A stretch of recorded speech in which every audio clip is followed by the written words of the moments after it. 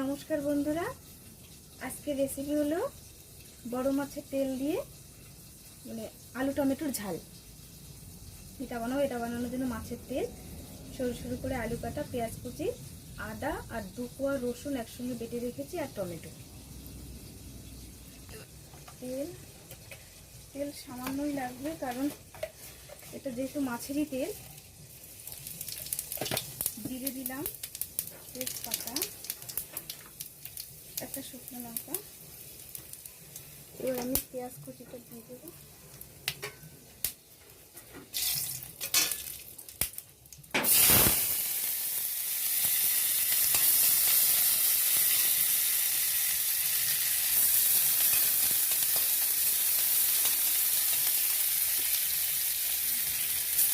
আদা বাটা,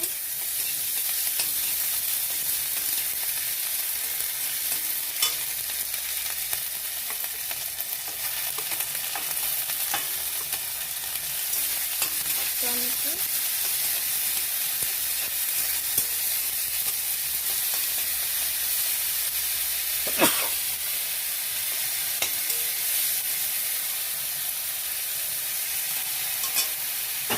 এবার আমি এতে লবণ দিয়ে নেব।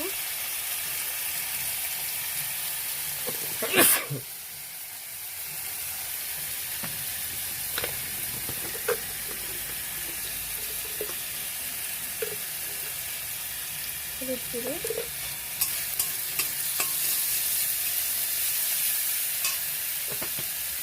এটা খুব অল্প তেলে হয়ে যাবে। সামান্য জিরে গুঁড়ো,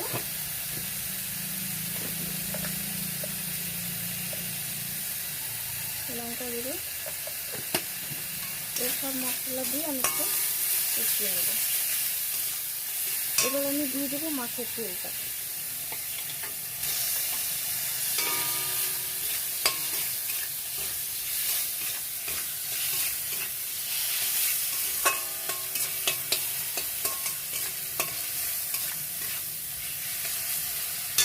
আমরা মাছের তেলটাকে আলাদা করেই রান্না করি।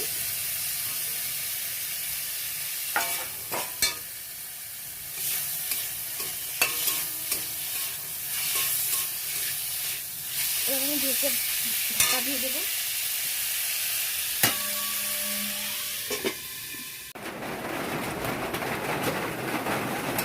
বন্ধুরা, তেল ছেড়ে দিয়েছে, দেখেন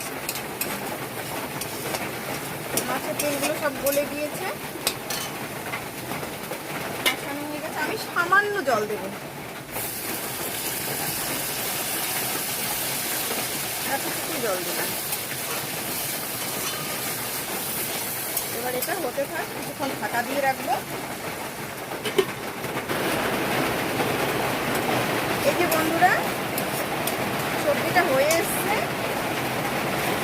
এবার আমি সামান্য গরম মশলা অ্যাড করবো। ব্যাস, সবজিটা আমার হয়ে গেছে। এবার আমি নামিয়ে